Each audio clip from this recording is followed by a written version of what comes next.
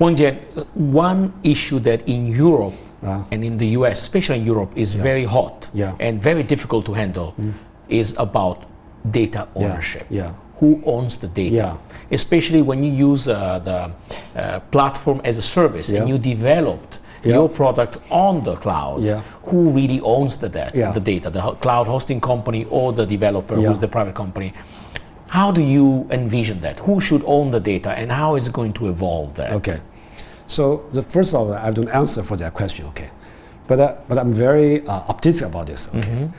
Actually, you know, when we're talking about data, and I mentioned, I view data as a natural resource, okay?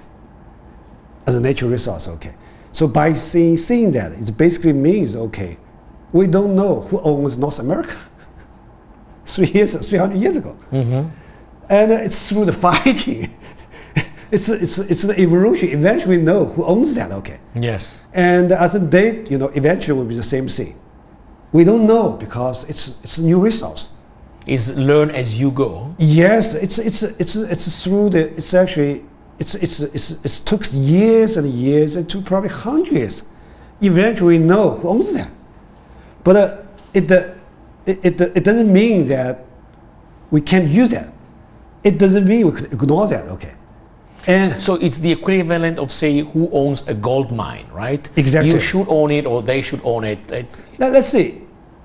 Now today, nobody knows who owns North Arctic, okay? Of course. But we know that we can use that. Yeah. All the space. All the space. Or Mars. Yeah. We can do some research on that, okay? So I mean, when talking about the data, if you think it's a natural resource, you will realize that it's not a block issue. It's a problem that actually you have to solve on the way to our goal, you know. So for me, that actually we know that actually South Arctic is an important part of the world, but nobody owns that. But we still have the people to be on that, to do the Arctic research, okay. So I think I'm very confident about the smartness of a human being, okay.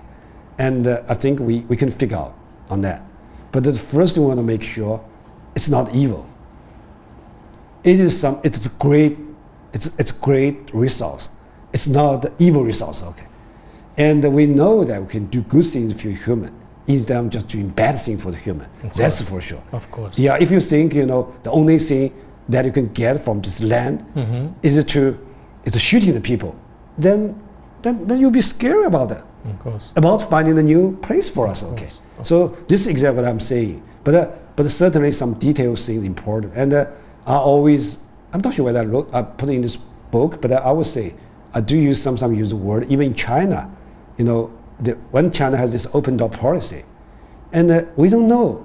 We know that actually the government owns the land, but we don't know that actually who should own the value that created from this land. So you probably know that actually in China we have this 小岗村. I'm not sure I know that. So you know the 小岗村? Yeah, because I used to be a lawyer, so I know that. Oh, okay, great, okay. So you know 小岗村. So basically what 小岗村did is basically say, okay, even though the government owns the land, it's not your land, but the value you created from this land is yours. It's a concession. Yeah, so I mean, eventually, even though we don't solve the problem, who owns the data, but we may figure out, okay, who is going to own the value that created from the data. So I think we have a lot of ways to look at that. Okay. Of course. Yeah. Of course. So that's actually a very important part of this book.